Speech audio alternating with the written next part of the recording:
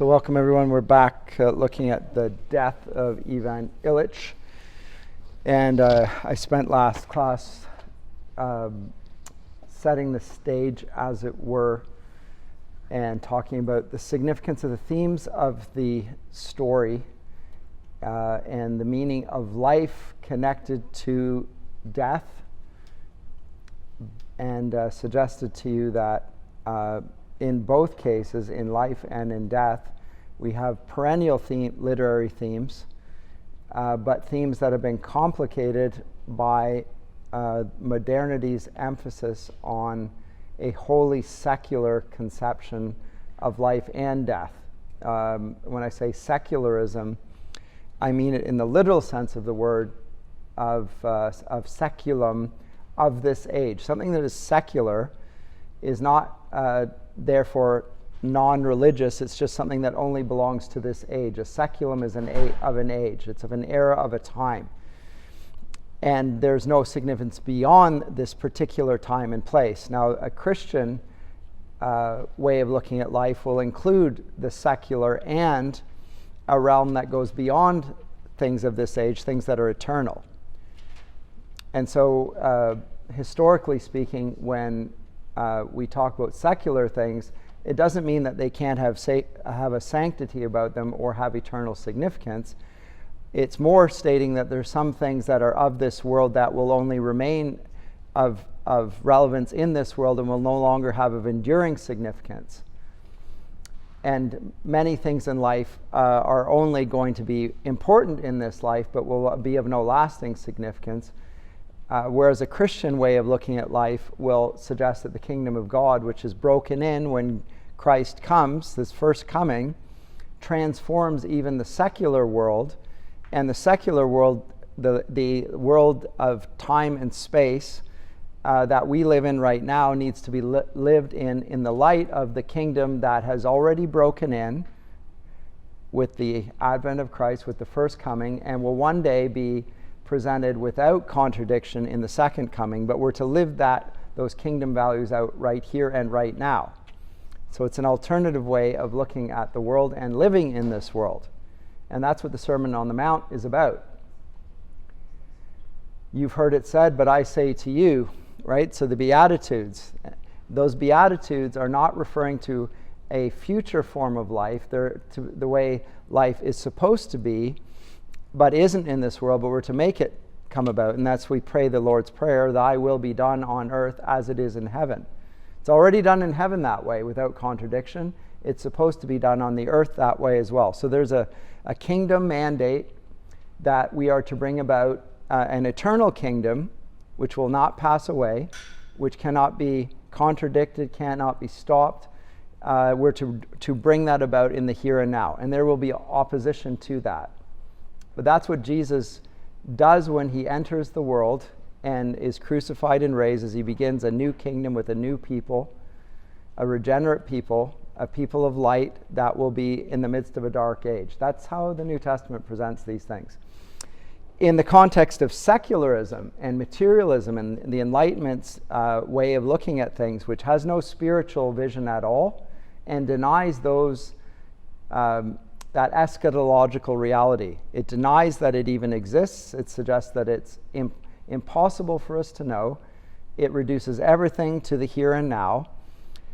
Along with that, the issues of the Christian view of the meaning of life connected to the death of Christ starts to become a ritual, like we see in the death of Ivan Ilych.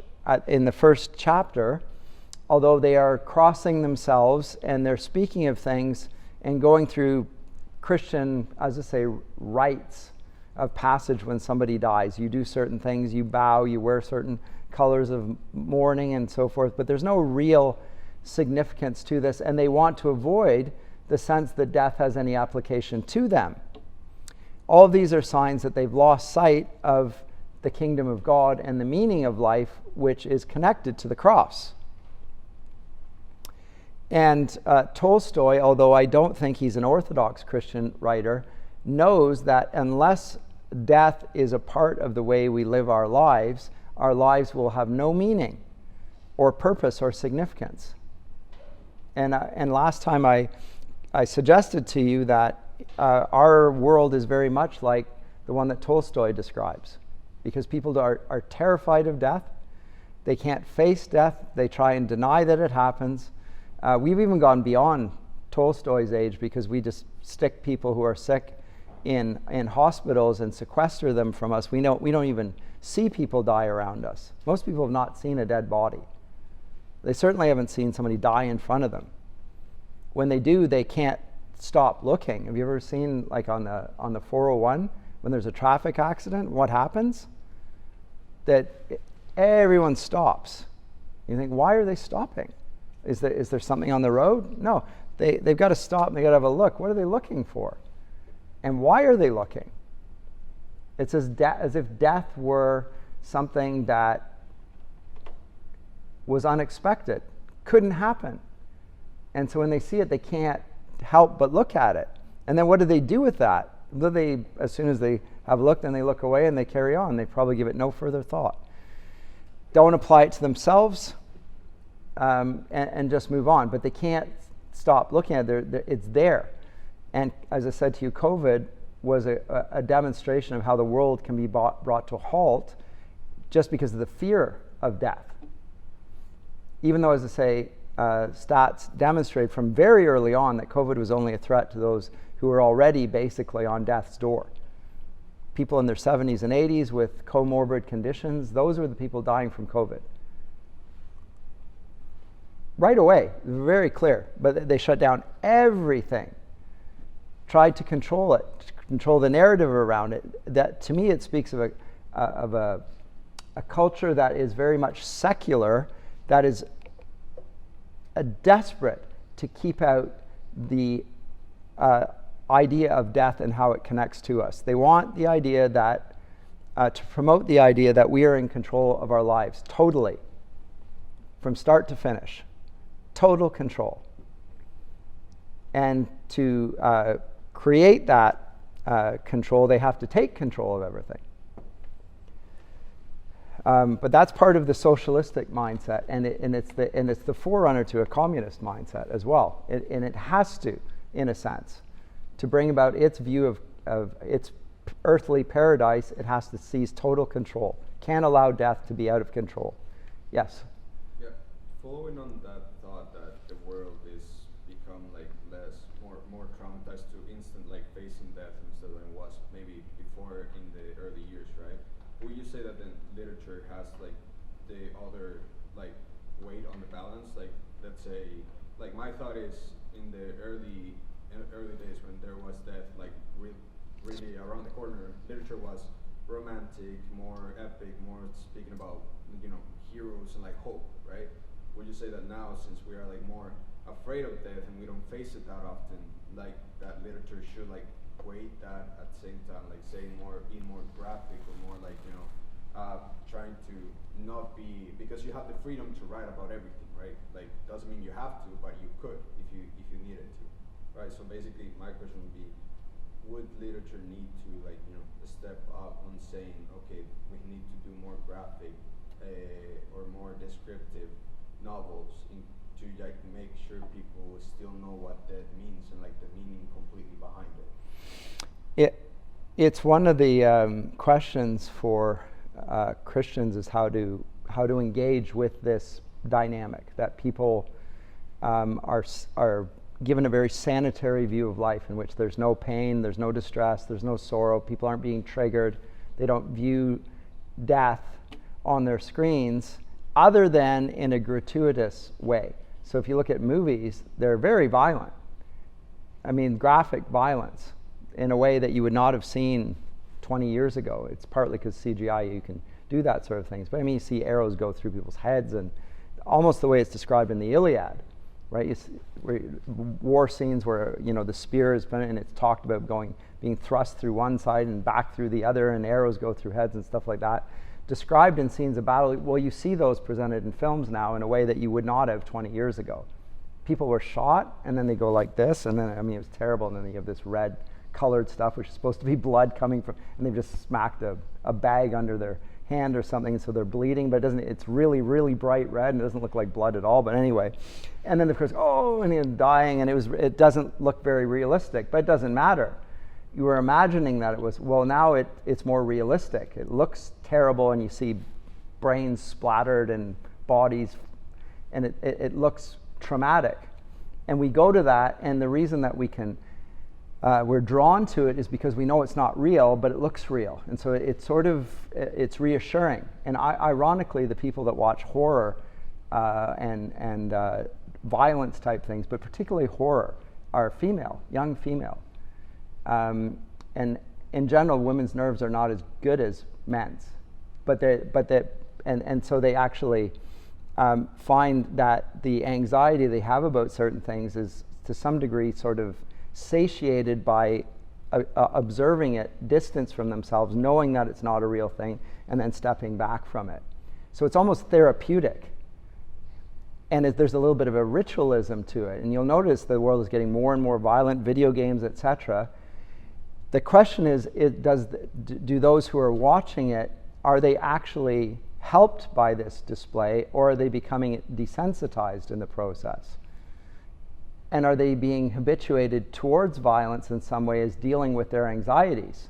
And I think that's what is happening. It's not desensitization so much as it allows people to deal with their anxieties about death and about threats and so forth by watching other people suffer. It's a strange sort of dynamic, but it is something you see playing out about all around you. And yet there's no meaning to that death. You just know it's not yours. And to some degree, the fact that somebody is being punished in some way allows for the scapegoat mechanism to take place, especially if it's somebody who's a bad guy. The bad guy gets killed off, then you're sort of happy about that in some way. A lot of films about that now, and they don't know what to do with death. And there's a return to really almost pagan ideas about scapegoating. But as for what a Christian would do about it, well, here's an interesting illustration. Have you heard of choice chains in the anti-abortion, pro-life movement? It's where they put graphic images of the fetus, right? And they display them so that people actually see what is happening in the act of abortion. It's not clinical, it's not behind a closed door, so you're actually going to see what's going on here. Governments are now trying to stop those from happening, stop people from seeing that, which you would say, how come? Why are they? Because we see graphic images all over the place on the screens all the time. And the answer is, well, because this is actually happening, and and the other is just CGI. Because it actually does have an effect, and it makes them think that something is real and not just hypothetical. And so there's a great deal of an attempt to censor those sort of displays. I mean, I think they're garish, and I think they're unpleasant to look at, but so is the reality. So I tend to think if it forces people to think, then it's probably useful, because at the moment they're not thinking. They're sort of cordoned off from reality in the same way that Ivan Ilyich's world is cordoned off from reality. They don't want to apply it to themselves. They don't want to think about the moral consequences of everything that's going around them. They live in a sort of like a matrix world. And they're happy with that. But don't break that sort of charm that suggests that things are not exactly as they appear. Yeah, that's what, yes? Okay, so I'm just wondering if the whole attitude towards life and death is something that is like inherent to human beings. Because I don't know much history. I know you mentioned the Enlightenment being the kind of era that thought took off, but then reading the book reminded me of my culture back home, because I know this was set in Russia, and I'm from Nigeria, and it's pretty much the same in terms of class and social life behavior. So I just don't know how much of the Enlightenment would have influenced Nigeria? Yeah. Not much. Yeah, so I'm wondering if it's like an inherent thing in humans to avoid speaking about death, or if it's mostly a result of the Enlightenment. Well, I don't know. The Enlightenment has a wholly secular worldview. That's what I'm saying. Whether Nigeria has a wholly secular worldview and a materialistic worldview, it could. And that could be the result of modernity and the belief in scientific progress and a scientific worldview and the benefits that come from that. And it's usually material benefits that come from the Enlightenment approach, because it has nothing else to recommend it aside from more wealth and better living conditions and so forth. So we make this age better than it was in the past. And I don't think that that's a bad thing, by the way, to try and improve the conditions of the world around you. In fact, I think that's an entirely Christian thing to do. You're to make the world on earth as it is in heaven. That's exactly what you're doing. The question is, do you do that only through material means, or are there other ways that you can do that? And on the materialistic level, the way you do it is by cutting out death and suffering from your perspective and trying to control those two things. You try and control death, you try and control suffering. The problem with it is you can't control death and suffering, and furthermore, I think that there's meaning in the death and the suffering. And that's what the Enlightenment can't see, and maybe what you can't see in Nigeria. I don't know enough about Nigeria. But because of Tolstoy, I can tell you that the Russians don't look at things, and Dostoevsky, they don't look at things the way they did as he portrays it in the 19th century. They are aware of the meaning of suffering and death in Russia. It's a part of the culture. It's very much of a culture that is attuned to the reality of suffering and death, and sees that that's part of the way of true living, is bearing suffering and finding meaning in the suffering. And ultimately for a Christian, that's going to be related to the suffering of Christ and the death and resurrection of Christ. Now, Tolstoy in this story is not going to speak of Christ at all.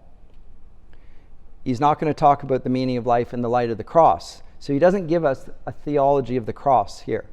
He gives us a theology of death and life. But the cross is not a part of that picture. And that's important, because, as I say, even though he points at the so-called Christians who go through rituals that don't connect their ritual with Christ and with the light that conquers darkness, nonetheless, he doesn't actually take us far enough to bring us to Christ. He brings us to an idea that death and suffering are important and meaningful, and we can't shirk them, and we can't get around them if we're going to live an authentic human existence. Tolstoy is good insofar as he brings us to that realization, but he never brings us to the point where there's a man who rises from the grave and conquers death and defeats sin and all of the means of suffering. So he points us to some degree in the right direction. The question is whether that's even remotely sufficient, and I don't think it is myself. Because if it's just like suffering, apart from the vicarious suffering that Christ undertakes on our behalf, has no actual meaning. Christ suffered, he was God. I suffer, but I am not God. What does his suffering have to do with my suffering? I don't see anything. So he suffered like a man. I suffer like a man. What's the difference? Well, he was God and I wasn't. So what? How do I connect with him? Well, because he suffered and died for me. There's the connection. He died for me. That's the point where it turns around. Because he didn't die for his sins, he died for my sins. He didn't suffer for what he'd done, he suffered for what I'd done. Remember, he inflicted it upon himself. He came to die. He gives himself over to suffering. They try and kill him early on in his earthly ministry. Like, they try and seize him and he gets away from them, and his time has not yet come. When he decides it's time, then he says it's time. And now you can do this, and you could not do these things if it were not given to you to do them. So now you go do them. He gives to Judas the little morsel and says, okay, go now do what you were planning on doing. And he goes out, and we're told in John's Gospel, John 14, whatever, it was night. He goes out and it's night. Okay, so now God is bringing about his own betrayal and the suffering and the death that will be for everyone else's. There's the connection point, though, because otherwise suffering, even if God experiences it on an epic level, is not meaningful. But if it's applied to me, then it becomes so. So it only is meaningful, death and suffering, if you actually are a Christian. Actually, it's meaningful if you aren't a Christian as well, but you're not going to like the meaning. Because the death of Christ is going to be of no effect for you. You remain dead in your sins, and you will die for your own sins and be judged for them. That's pretty meaningful as well. So, of course, it's still meaningful, but it's one that you want to avoid. So what Tolstoy doesn't portray here really is sin. He doesn't name it. He doesn't perceive it. He doesn't write in terms of it. There's no cross in it. But there are the themes of suffering, death, and life. And particularly in conjunction with this symbol that emerges in chapter 9, I believe, and again, this idea of the black bag, which Ivan feels himself being pushed down into, and he doesn't want to be pushed down. He's afraid of it. He's being pushed, and he's resisting it. He doesn't want to die. He's afraid of death. That's in his first vision. In the second vision, he embraces it. He's happy to get through it because there's light on the other side. Now, from a Christian point of view, the light on the other side is that he's going to see his Lord and Savior on the other side of death, for whom death has been conquered. He's going to see the Lord of life, and he who believes in the Lord of life will see the living one face to face. That's not what Ivan sees. It's just a darkness and light imagery that doesn't have a personal image. It's more existential than personal. And as I say, it's shorn of Christianity, but still it has a sense of the meaning of suffering and death, but not in a way that I find particularly satisfactory. But I've talked over a whole bunch of issues here and tried to apply it. Let me actually look at the story. I left off last time by looking at chapters 1, and I said to you that chapter 1 is interesting because it just deals with the day of his death. And then it backtracks, and it presents in chapters 2 to, is it 5? Thereabouts, the first 40 years of Ivan's life, where he was born, how he grew up, what his ambitions were. And we see a man who's climbing. These are very long chapters 2, 3, 4, 5. The second might be just 2, 3, and 4. And then chapters 5 to 8 deal with after the incident where he falls from the ladder. And he ends up housebound because he's injured his side.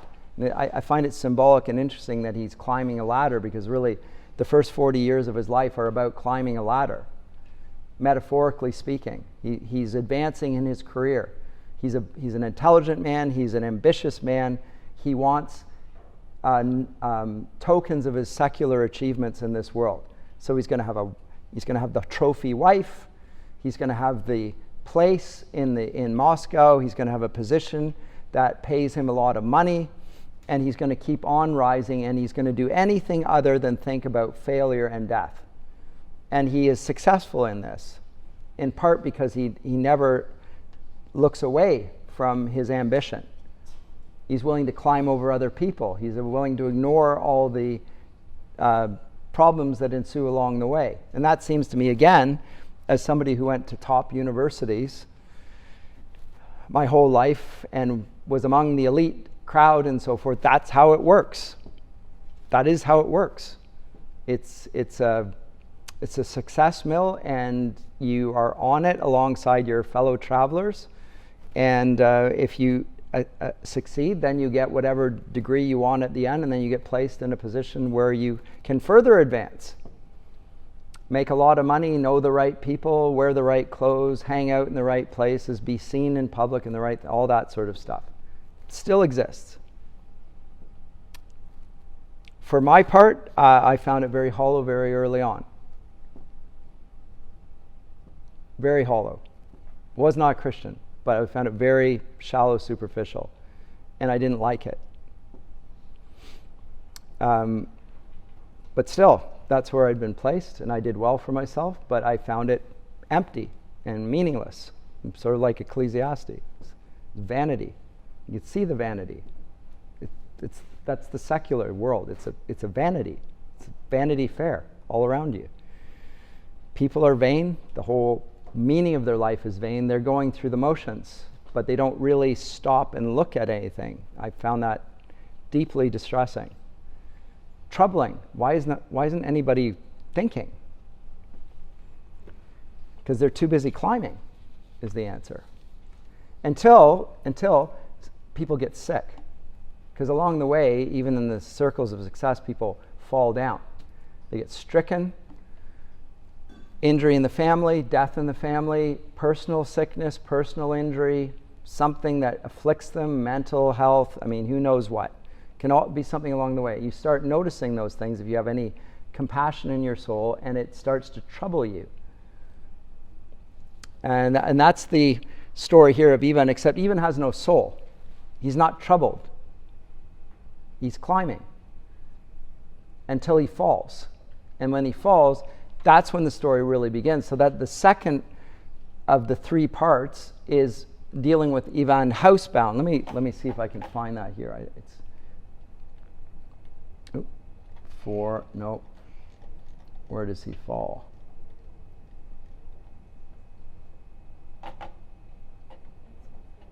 Is it at the end of 4? Is it at the end of 5?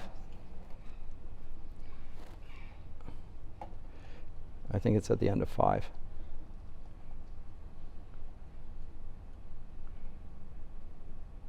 Yeah. Well, at any rate, in chapter 6, note that it begins with these words: Ivan Ilych saw that he was dying, and he was in continual despair. This is shortly after he's fallen. He doesn't know he's dying, but he has a sense. Like, where does he get this sense from? I don't know, but I've spoken to people who are dying and they know they're dying. How would they know? It's a unique experience. There's something about it that they know that their end is coming. And they can't convey it to everyone else. They just know it's coming. It's an internal awareness. Ivan has this awareness, and he can't handle it. It's true, it's real, but he doesn't know how to cope with truth or reality because he spent his whole life climbing away from that. In the depths of his soul, Ivan Ilyich knew that he was dying. Not only was he not accustomed to it, he simply did not. He could not possibly understand it. Even though it was part of logic. And it goes through the attempt of Ivan to reconcile himself to this. And if you look at psychological assessments of the stages of grief and so forth, one of them is denial, another is resistance of the whole process. Some of them is getting angry. Ultimately, there will be acceptance of it, but that's a long process usually. If you have a lot of time, if you don't, it speeds up. Or it might, depending on whether you're willing to accept it or not. Sickness has a way of wearing you down if you experience it long enough so that you will accept it because you have no choice. When you have no energy left, death, there's nothing in you to fight that. You're going to have to accept it because you're going whether you want to or not. Yes? When you say we have no choice, then what do you believe in healing?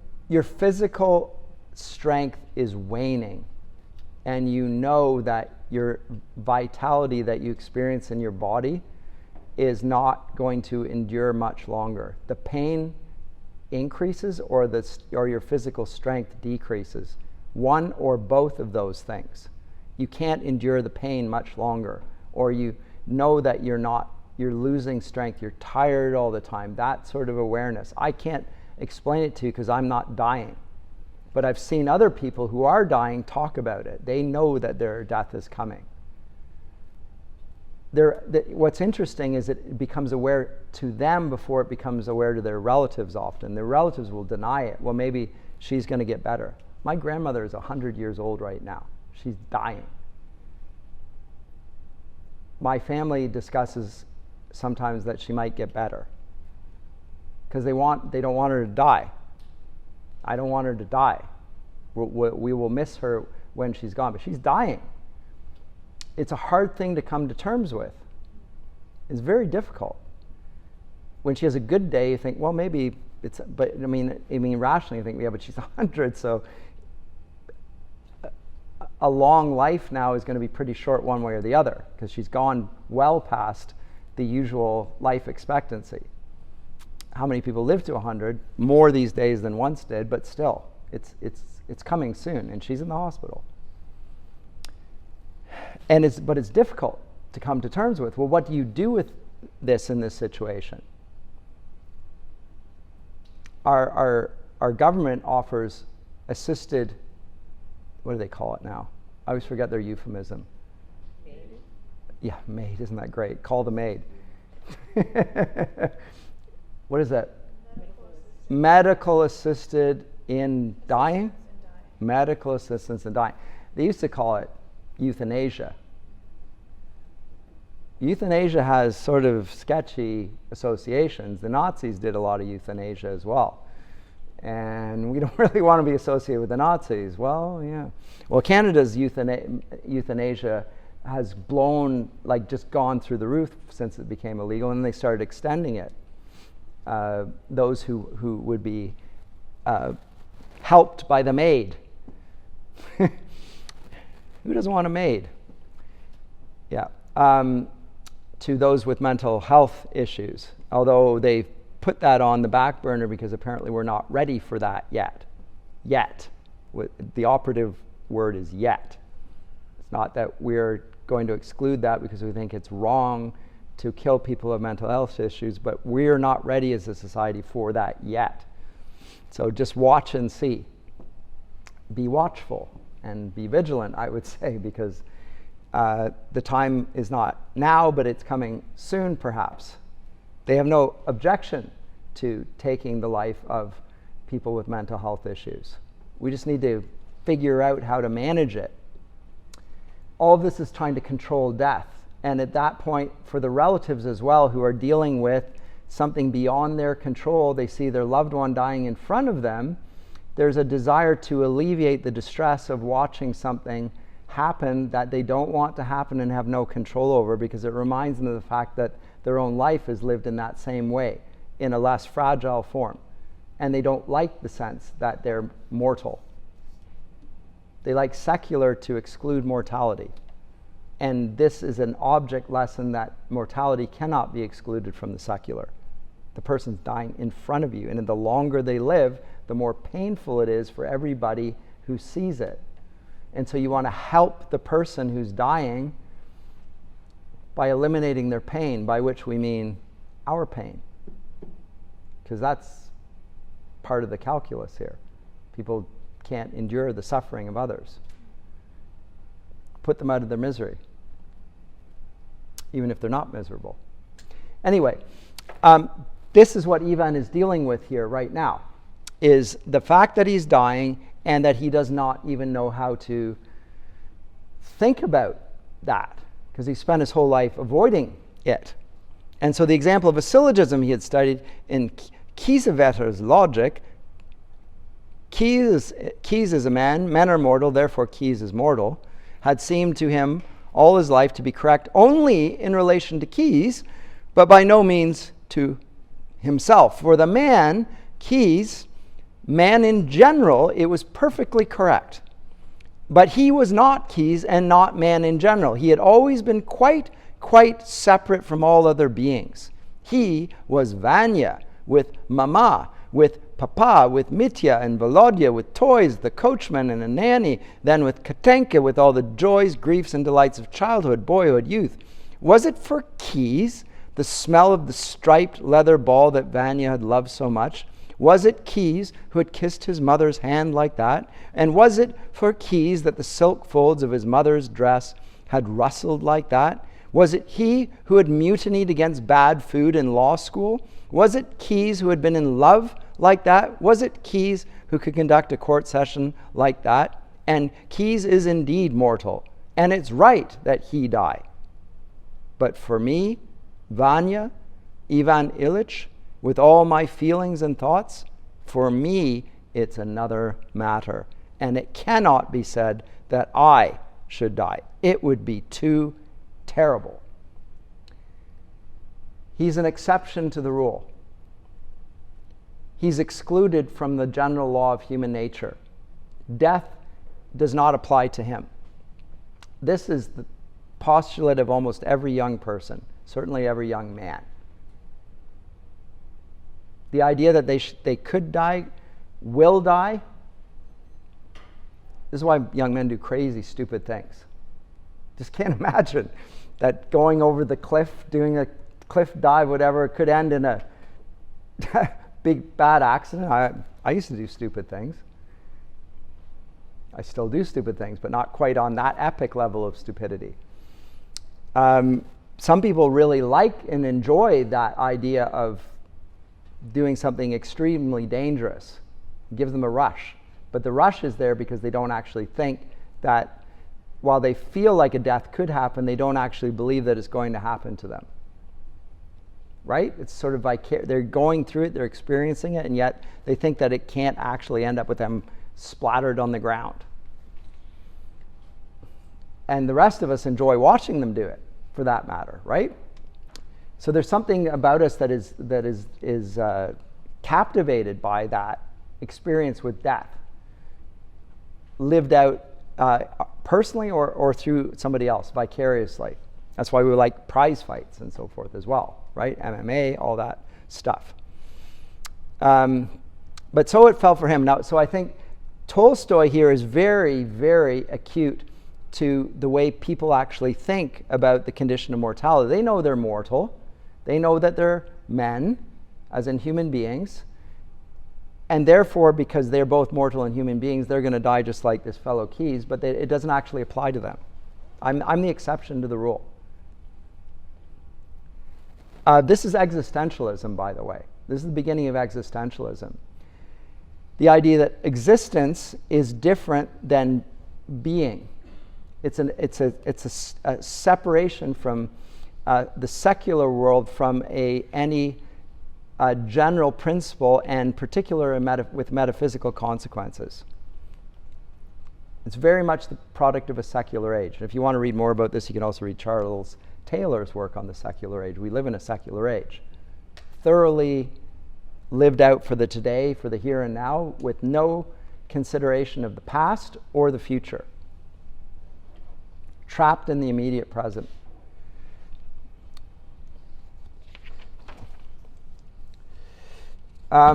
So as I say, he meditates on this, and his meditations, I think, are very profound, and he teases them out. But the timeline shrinks here. First 4 chapters take 40 years. That's a long time. Chapters are long. And he travels a lot. Space and time are very broad. And he moves from province to province. And his spatial boundaries are reflected by the length of the time of his life as well. He gets to 40 years at that point. And then the accident happened, and suddenly the next 4 chapters ensue, and we find that he is not only not traveling, but a relatively short space of his life is being dealt with several weeks. Rather than 40 years, it's not even 40 weeks. It's several weeks where he's sick and he's confined to his house. He stops going to work, and then there's the question of whether he's going to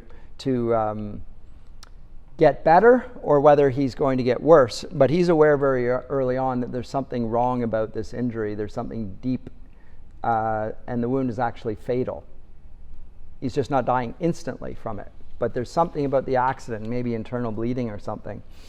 But this transpires over several months, and as he gets more and more sick or weak, he starts to deal with a physical degeneration, but also a psychological degeneration.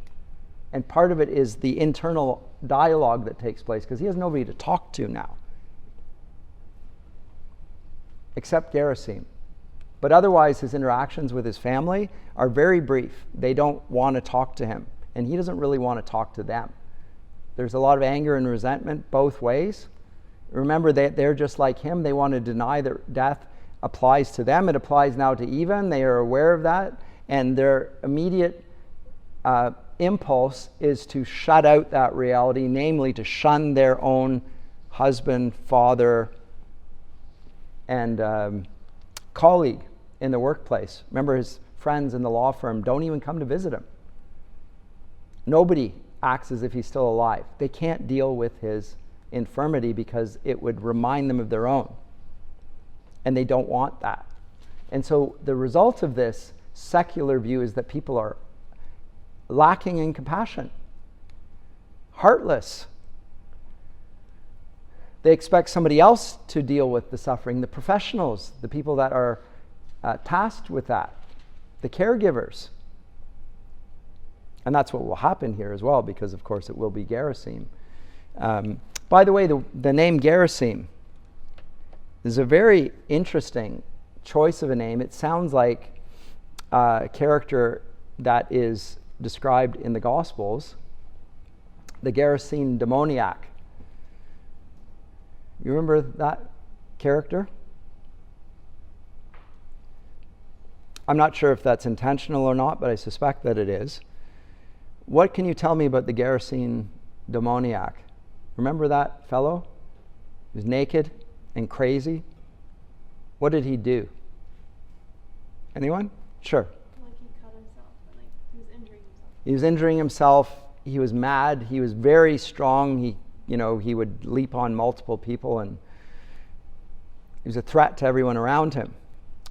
And then Jesus healed him, and he was sane in his right mind as a result of that encounter with Christ. What was making him so? Is that the same passage of the man that Jesus laid hands on him? I don't think so. I think that's Legion. This is the one, like the Gerasene is the one where he Casts out the demon. into the pigs. Well, it is then. I think it's a different one. Oh, okay. Maybe two. Yes, who they are, and they say his name is Legend, for we are many. And then he casts out the demons into the pigs. There's two separate categories there, but the Gerasene demoniac is ceremonially unclean in many ways and clearly mad. But he's possessed. He's not just exhibiting mental health issues. He is actually possessed. And Jesus heals him of that. So I think the name here is reminiscent of that figure. And what's interesting is that what Tolstoy doing is inverting our associations there. The man who's considered mad is the man who lives with suffering and death by choice. And the sane people are those that seek to avoid it by choice. His choice is to face suffering and death and to try and alleviate the suffering and death of a man lying right in front of him who has no relation to him particularly. He's not a family member. And from the perspective of Ivan Ilyich's society, this man is crazy to do this. And yet he's the most sane character in the novella. But from the world's perspective, he's crazy.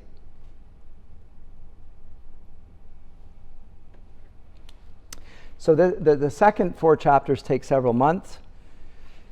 And the final 4 chapters take place, and I want to spend the majority of my time on this, but we see Gerasim appearing here to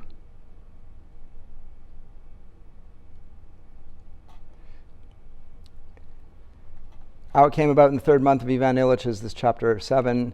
It was impossible to say, because it came about step by step, imperceptibly. But what came about was that his wife and daughter and son and the servants and acquaintances and the doctors, and above all, he himself, knew that for others the whole interest in him consisted only in how soon he would finally vacate his place. When's it going to come? That's all they want to know. Nothing else. When? So that we can be rid of the whole consideration. We can get the distress at dealing with something I don't want to think about. It has to stop. So he's in physical pain, but they're in psychological distress. Actually, I would say spiritual distress. Because they're no longer the lords of their own lives. And they see it played out in front of them by this man. They don't want to make an analogy. They don't want an analogy, just like we saw in the logical argument, Keyes is a man, Keyes is immortal, therefore Keyes is immortal. They don't want to draw that logical conclusion. They don't want that application, the analogy from Keyes to themselves, to be true no less than Ivan himself does, neither do they. And so as a result, they need him to come, leave us quickly, because this is a little bit too much. We don't like this object lesson. Yes? Can there be a situation where, you are, for the sake of the person who is suffering, where you are hoping that the Lord will take them home soon? Of course. Yeah, Yes. Christians and Yes, because there's nothing redemptive in suffering per se. Right. Personal suffering is not redemptive on its own. It's in Christ's sufferings that there's redemption. It's in the meaning, and in a sense, we share in his sufferings. There's something called the way of the cross, which is for all disciples. It's part of being a disciple of Christ is to bear your own cross. You will suffer in some ways. And there's a purpose to it connected to Christ's cross. If it's your own cross, you're going to bear that cross. It might not literally be a cross, and usually is not. But there is a form of suffering that gets its meaning from Christ's suffering, but it doesn't have any meaning on its own.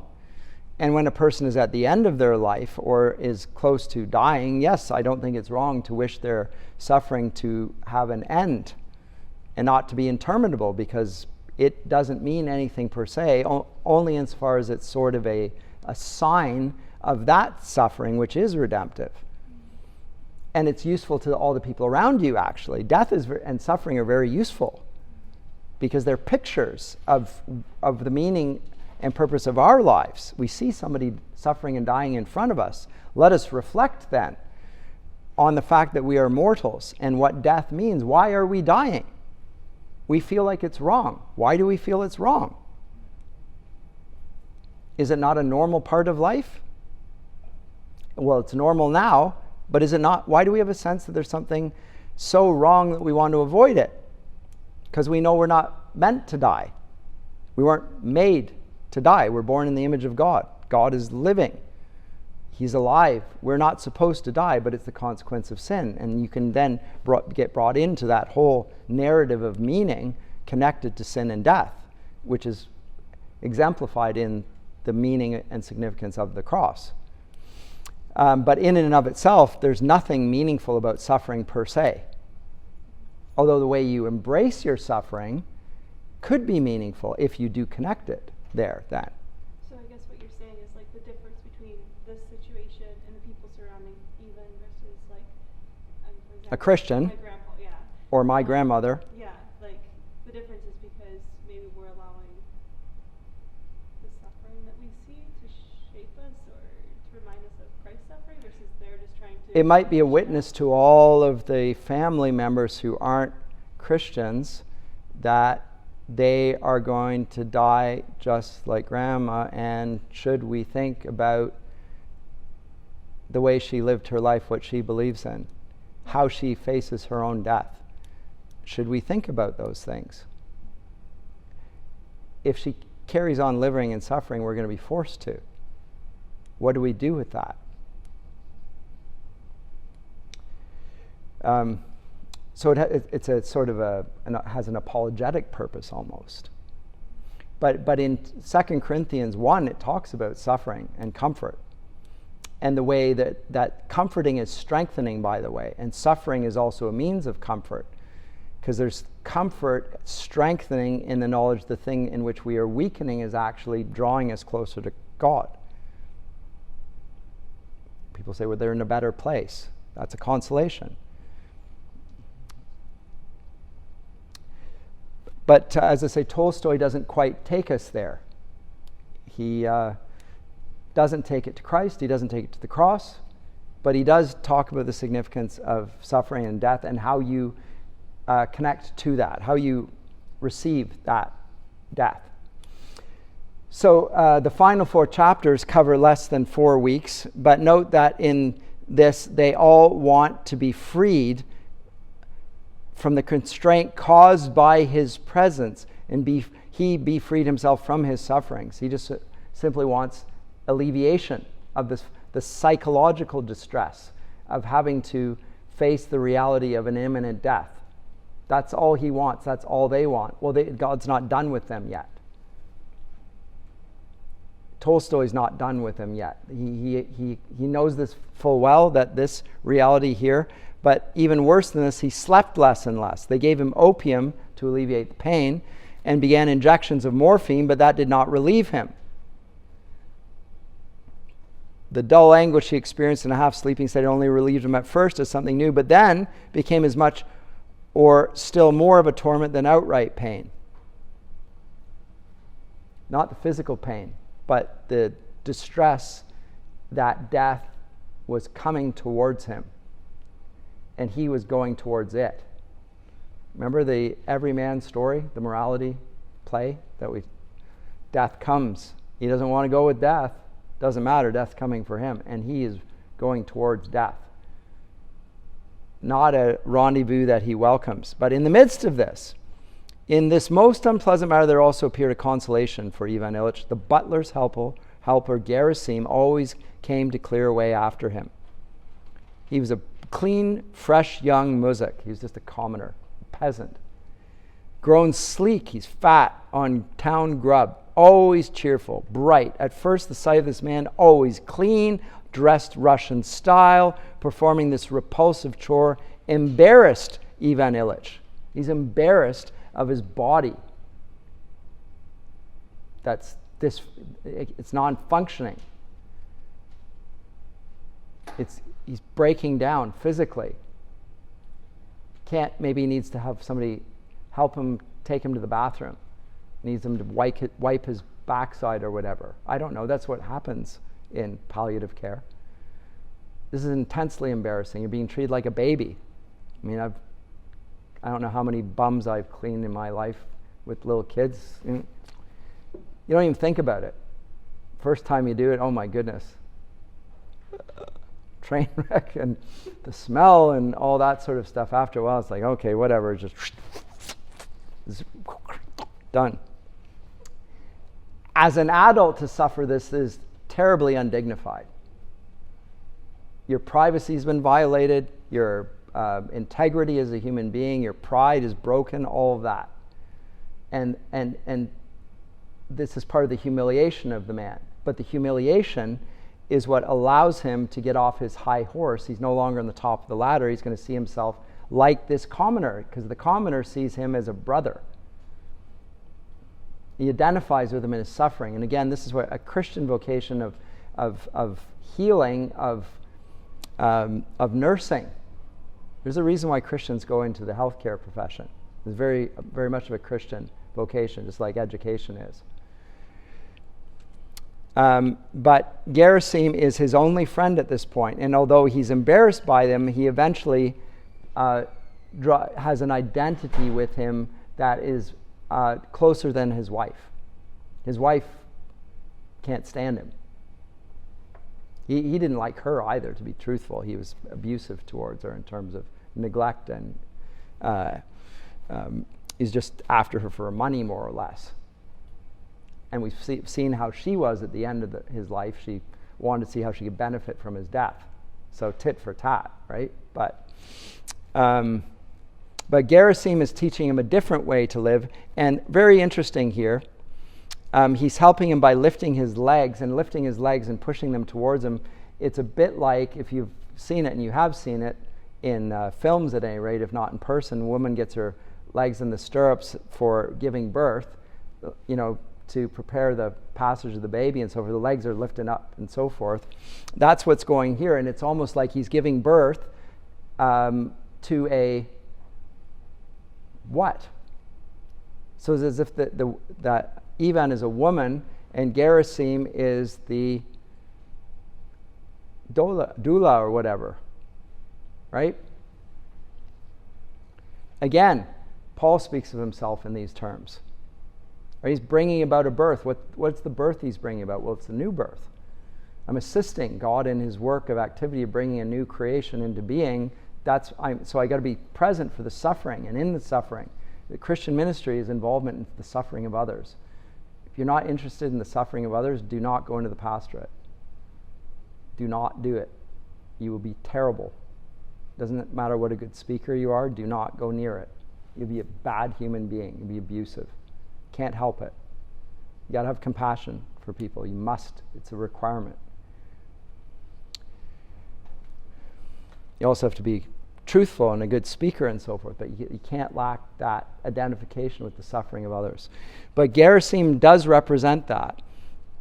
It's a relief for me when my legs are raised. Gerasim brought the chair, raised it, sat down noiselessly, lowering it all at once right to the floor, and placed Ivan Ilych's legs on it. It seemed to Ivan Ilyich that it was a relief for him when Gerasim lifted his legs high. I feel better when my legs are raised, said Ivan Ilyich. Put that pillow under for me. Gerasim did so. Again, he lifted his legs and set them down. Again, Ivan Ilyich felt better while Gerasim was holding his legs. When he lowered them, it felt worse. Gerasim, are you busy now? By no means, sir. What more have you got to do? Stupid thing, I'm not good with my left hand. What's there for me to do? I've done everything except split the wood for tomorrow. Then hold my legs a little higher, can you? That I can. And in that position, he felt no pain at all. What about the wood? Please don't worry, sir. There'll be time. He doesn't want to go to his chores. He's prioritizing the suffering of the man in front of him. This is the work he'll get paid to do as well, the wood cutting. But I'm not going to leave you, because this is alleviating your suffering and to be with you in your suffering. What about the wood? There'll be time. Told him to sit. And strange thing, it seemed to him that he felt better while Gerasim held his legs. How come? Might be physical, but I suspect it's more than that.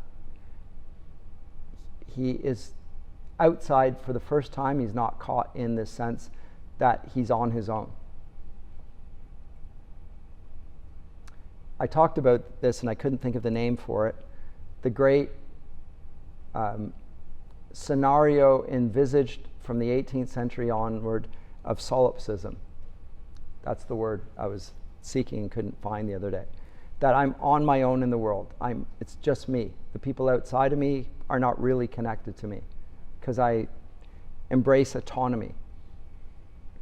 The Enlightenment ideal for the individual is autonomous. You're on your own, you can stand on your own, you don't need anybody's help. You don't want to give anybody too much of yourself because you want to remain independent and strong and autonomous and so forth. This contradicts that autonomy, and he's been forced into it, but he finds that being connected to other people who care for him gives him a sense, and actually gives him a sense of his humanity for the first time. He becomes likable. Ivan becomes likable. He was not likable before this. He's likable when he's broken, but he's only likable because he gets compassion.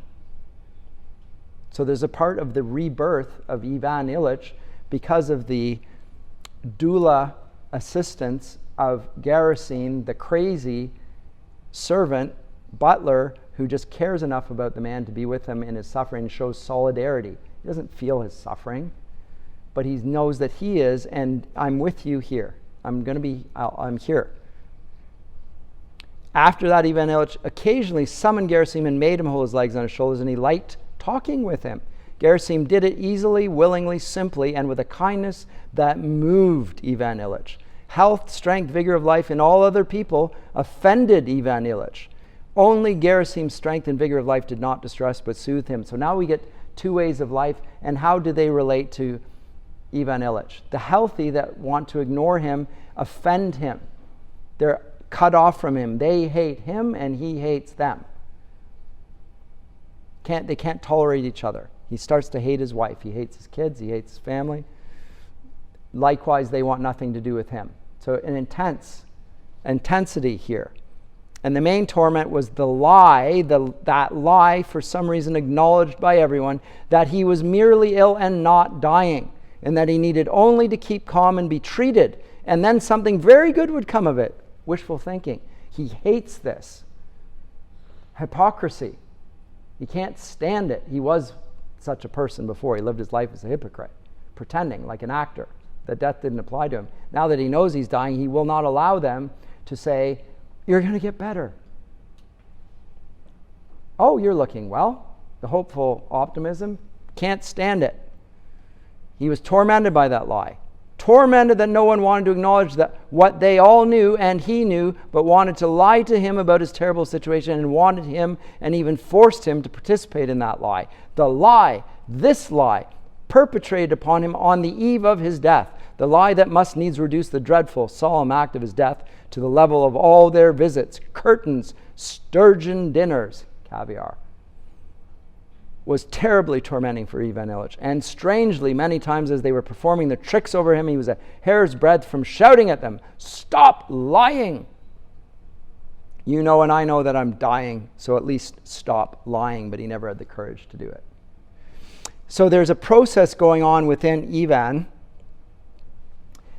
which is growing to accept the reality of his own death, and also is willing to consider what that might mean then. And we will see that process. And what Tolstoy is doing is allowing us to live inside of a dying person's thought world, which we ourselves will not have considered, because we're like Ivan's society that don't think about death as applied to us. And we're being forced to in this little novella.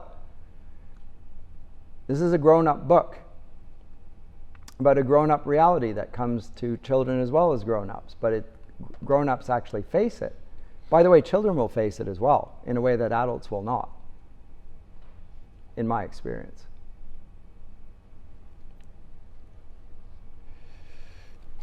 But in the final 4 chapters, we will see a steady shrinking of time and space. And he will be limited even more spatially. He's going to be on a couch. He's not getting off the couch. In a room. He's confined to his couch, a sofa. And now the timeline of the final 4 chapters is about 5 weeks. So things start speeding up and at the same time shrinking. And the sense of this conveyed to the reader, and I think it does come to you as you read it, is how even though at the end of your life, from the outside it goes on forever.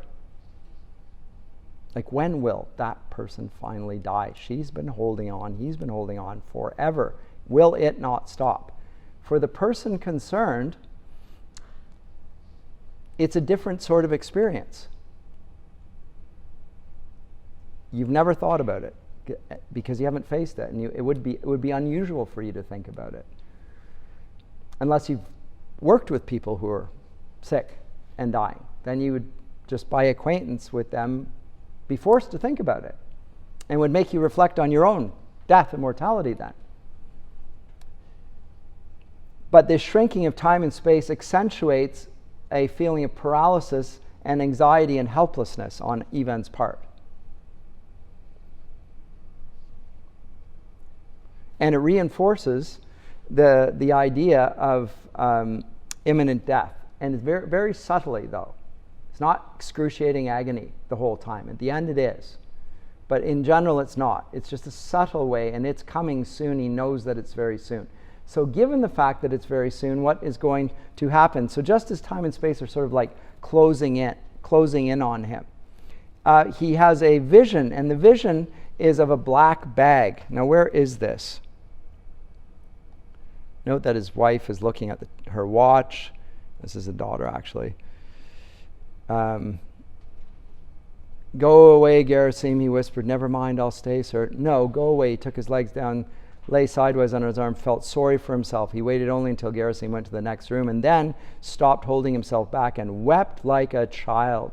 He wept over his helplessness, over his terrible loneliness, over the cruelty of people, over the cruelty of God, over the absence of God. Thinks about God, first time. Never mentioned. Yes?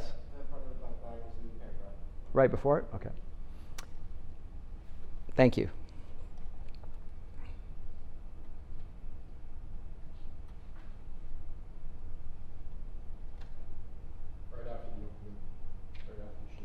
In chapter 8?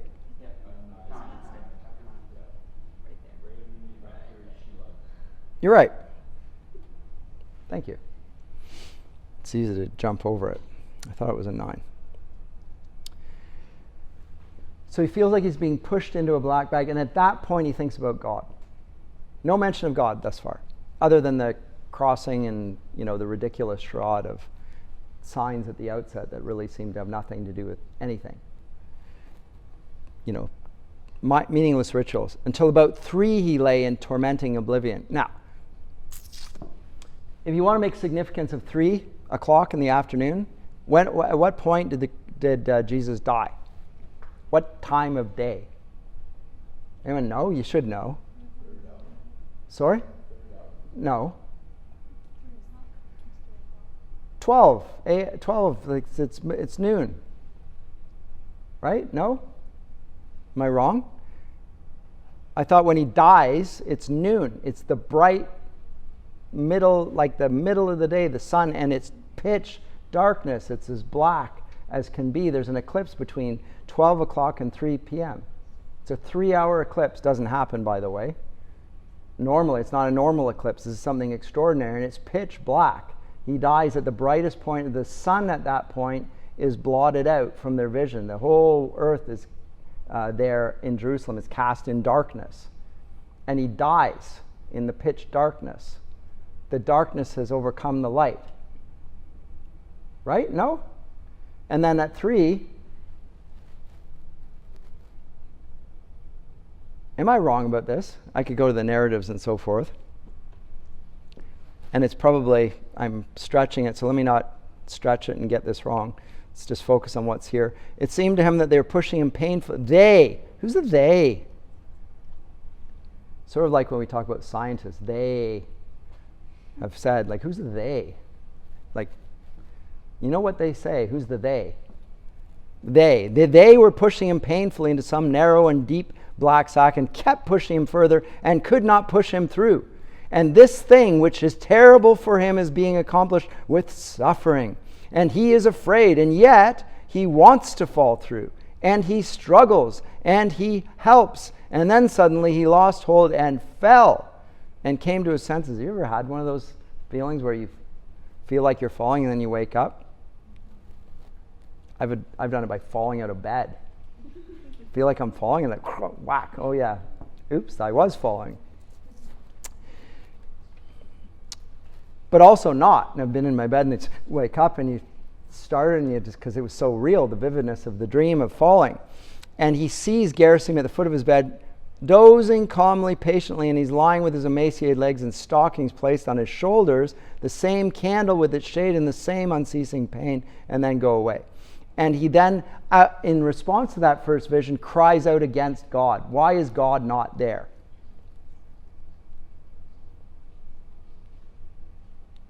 Now note that when Tolstoy talks about God here, he's talking about God in the same sense that Jordan Peterson talks about God. As an absence, as a concept, as something that we cannot connect with, impersonal. It's a being of supreme power, but not of personal connection. It's not connected to the God of Calvary. This is a God who's hidden, not who's hidden, rather who is absent. Whereas in Scripture, the God that we see is a hidden God. It's not an absent God. It's not a God that we can't know, don't know, but rather a God who hides from us. But the God who hides from us is also revealed to us. The hidden God is the revealed God.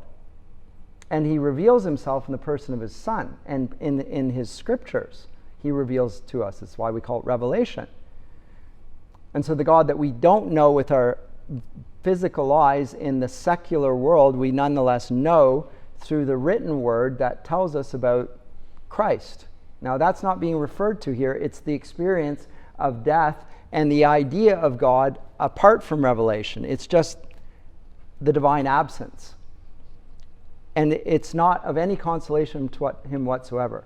This is where I think Peterson talks. He talks about God in this sense, without talking about Christ.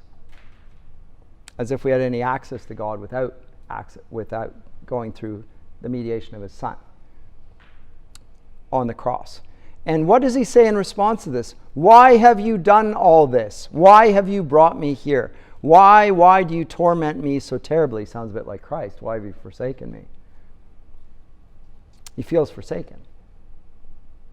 But he acknowledges a being supreme outside him that would forsake him for the first time.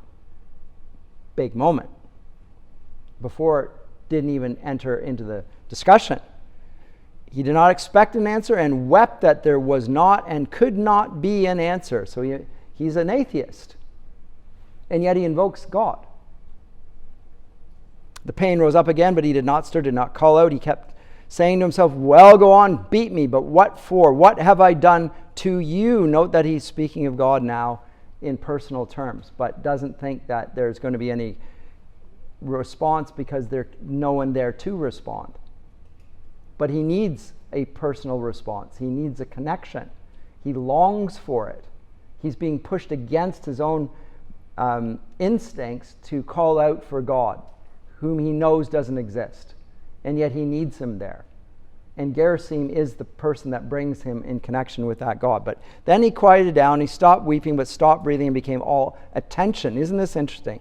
It was as if he were listening, not to a voice that spoke in sounds, but to the voice of his soul, to the course of thoughts arising in him. What do you want? Was the first clear idea expressible in words that he heard. What do you want? What do you want? He repeated to himself. What? Not to suffer, to live, he replied. And again he gave himself entirely to such increased attention that even the pain did not distract him. To live? To live how?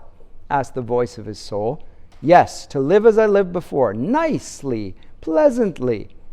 As you lived before, nicely and pleasantly, asked the voice. And he started to go over in his imagination the best moments of his pleasant life. But, strange thing, all those best moments of his pleasant life seemed now not at all as they had seemed then.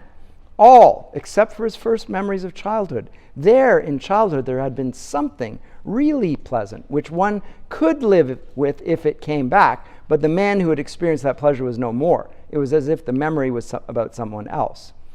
And as soon as that began, the result of which was he, the Ivan Ilych of today, all that had then seemed like joys melted away and turned into something worthless and often vile. So what we're going through is a sort of, he's going through a new birth. With it, when his old self dies, the new self can come forth. The second experience of the black bag comes in chapter 11, I think it is? But now he is very specific about it. For Christ's sake, let me die in peace. Is this a swear? I mean, it is, but comment or answer to my question? No? Question, go ahead. Could we say that when it says the voice of his soul, is that his conscience, or is that like the Holy Spirit? Well, you mustn't Christianize it too much, but there's an inner dialogue going on. It's like him speaking to himself. And there's, for the first time within him, there's a contradiction that wants to refer to a reality that's not secular, and realizes that and they're in dialogue. There's a genuine conflict within him. So something is given birth here, and that's a sense of self-awareness that there's something more to himself than a physical being that's dying like an animal.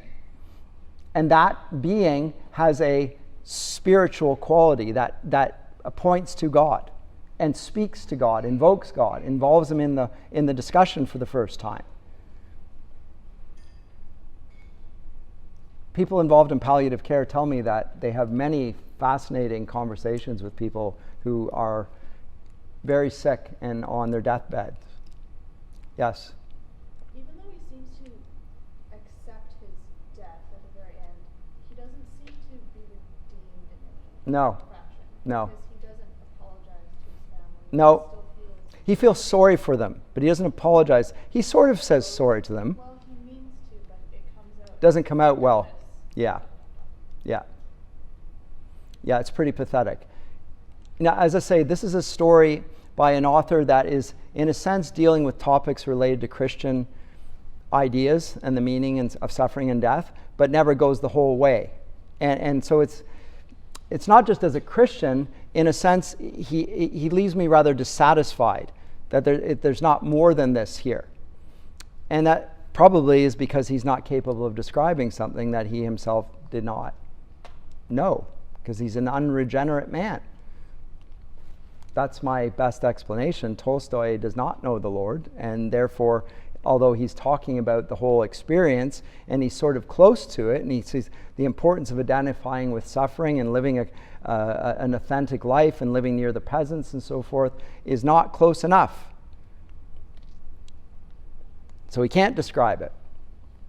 But he gets us sort of there. In the second black bag, remember the first black bag, he doesn't want to go in it and they can't push him through, but he wants through. Well, the second time he falls through it and the light is on the other side. So it's something optimistic and hopeful. But that's all that he leaves us with here. We can ease your suffering, said the doctor. Even that you can't do. Leave off. The doctor came out of the drawing room and informed Praskovia Fyodorovna that things were very bad and that the only remedy was opium to ease his sufferings, which must be terrible. But he has moral sufferings as well. And a priest comes in, and the priest and he don't have. And then there's a 3-day ceaseless howling. Which again, you could draw analogies between the Good Friday and Easter Sunday, if you will. I wouldn't make too much of that. There's not an exact analogy, but there's obviously, it's 3 days, and Tolstoy will know the 3 days between Good Friday and Easter Sunday, and probably be making some sort of an analog here. But then he has this image of the black hole, the black bag in chapter 12, and let me just read this. What kept him from getting into it, the black sack, was the claim that this had been a good life. That he was a good man. That's what kept him out of it. This justification of his life clutched at him, would not let him move forward, and tormented him most of all. So his own sense of his worthiness, that he didn't deserve death, kept him from dying and kept him dissatisfied with this. But then some force shoved him in the chest, in the side, where he landed on the ladder, choked his breath still more. He fell through the hole, and there, at the end of the hole, something lit up. What was done to him was like what happens on the train, when you think you're moving forward, but are moving backward, and suddenly found out the real direction. Yes, it was not right, etc. He's trying to do it of his own accord, and then it happens to him. It's if from outside of himself, he's born again. From God, I would suggest. But there's a force external to him that pushes him to see the light, which he could not crawl towards himself. It's almost like he's hinting at the new birth as something that comes from God and not from ourselves. He's trying to do it, and the only way he could do it before was through means of self-justification. Self-justification was actually the thing keeping him from the other side. Now he's not doing it, he's pushed into it, and that leads him to the light. Anyway, I've overshot my time, and I see. Thank you for your attention.